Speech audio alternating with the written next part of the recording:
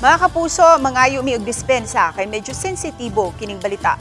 31 anyos nga inahan ug bag-ong gihimugso niini nga masuso nakabsan sa kinabuhi atul unta sa CS operation. Siluan Mirundina sa report.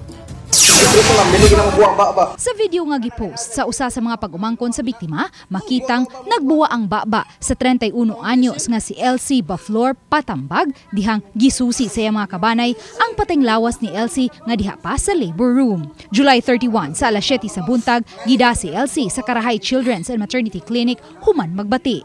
Matod sa magwang sa biktima, unang nasuta sa mga midwife sa maternity clinic nga gikinahanglang ipaubos sa emergency cesarean operation si Elsie. Niabot ang doktor, ningon nga kanang iya na pong gibalik og ningon jud nga dili jud ulo ang naguna.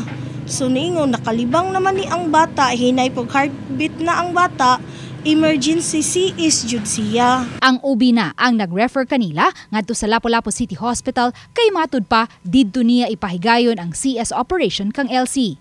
Gikan sa maternity clinic, gisakay nila og tricycle si Elsie ug gida sa Lapu-Lapu City Hospital. Apan samtang atua pa sa labor room si Elsie, matud sa iyang magwang, ligawas ang OB ug nangutana sa igsuon ni Elsie sa medical history sa pasyente. Padung naunta na ko siya isa lang man for CS. Nilago man siya, naglisod og ginhawa. Tingin ko, ha? Kung wala man dok, siya nga, paaria ang bana kay, kana ang paisto kay istorya, kay basin niya, kuno, nahadlok na, ana ba? Gisuwayan pa kini og revive sa mga doktor, apan nakabsan gayud sa kinabuhi si Elsie ug ang iyang bag-ong gihimugso nga baby boy. Matod sa bana ni Elsie, di siya makadawat sa hitabo, kay himsugman ang panglawas ni Elsie samtang nagsabak. Ikaduha na unta nila kini nga bata. Ang naasoy OB usab, ang nagpa-prenatal sa iyang asawa ug wa kini maghisgot sa suliran sa panglawas ni Elsie. Dili mo ko kadawat akong asawa, di makataga og istisya.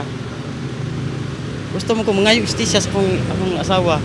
Kaya nama pagikan baslay pa maglawas ay pag-uli patay naman. Buot usab masayod ang bana kun unsa ang gi-inject sa usa sa mga hospital staff ngadto sa paa sa iyang asawa kay posibleng kini ang hinungdan nganong nagbuwa na ang baba ni Elsie. Gikahibong usab niya ang hinungdan sa mga samad sa naong sa patayng lawas sa ilang baby boy. Giswayan sa RTV Balitang Bisdak pagkuha ang habig sa OB ni Elsie apan wa kini sa naasoy maternity clinic kagahapon hangtod kaganihang udto Lunes, matod sa mga staff sa maternity clinic. Gisusi usab namo kagahapon ang lain niyang clinic sa Barangay Gunob, apan sirado kini. Ang kadagkuan sa Lapu-Lapu City Hospital nipasabot nga dili empleyado sa naasoyng hospital ang OB-GYN ni Elsie. Apan may kasabutan ang hospital ug ang naasoyng OB-GYN nga sa Lapu-Lapu City Hospital himuon ang CS operation sa mga pasyente niining talundugon ang pagpanganak. So si Karahay Maternity Clinic nga laying in is private, kanya si Doc sad is private po siya practicing. Affiliated lang siya diri if na siya mga patients nga ipadala diri. Dili siya government employed.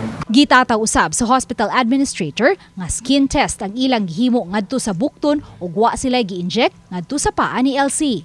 Katong time nga nag-inject siya, naay usa ka patient nga tapad nga makakita gid siya kung asa ang gi-inject. Siya man ang gi-injectan sa paa.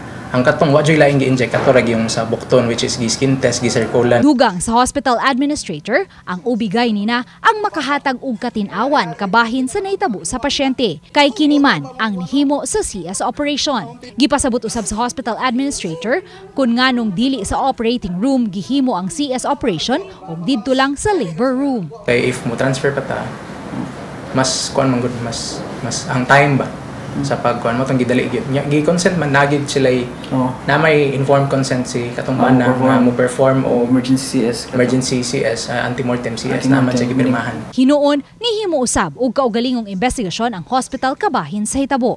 Sila si Mayor Cindy King Chan ug Congressman Junard Ahong Chan niduaw na sa haya sa mag-inahang Patambag ug nipadangat sa ilang mga hinabang. Ang natabang gyud sa syudad is nalibre ang ilang hospital bill. Natabangan nato sila sa ilahang lungon, burial assistance. Unya, natagaan nato sila food pack o kana ang pag-assist sa ilahang kung asa ilubong sa sementeryo which is diha sa Novo government own wala na pod sila yung bayran. Giduol na usab ang pamilya sa biktima ngadto sa Lapu-Lapu City Police aron mapaubos sa autopsy ang patayng lawas sa mag-inahan. Gusto nilang masuta ang tinuod nga hinungdan sa kamatayon sa mag-inahan. Karong hapon, gikatahong mag-atubang ang kabanay nila ni Elsie ug ang OB-GYN ug ang mga opisyal sa Lapu-Lapu City Hospital. Uban ni Cleofer Lumayag o Godfrey Relien, Luan Merondina, Balitang Misda.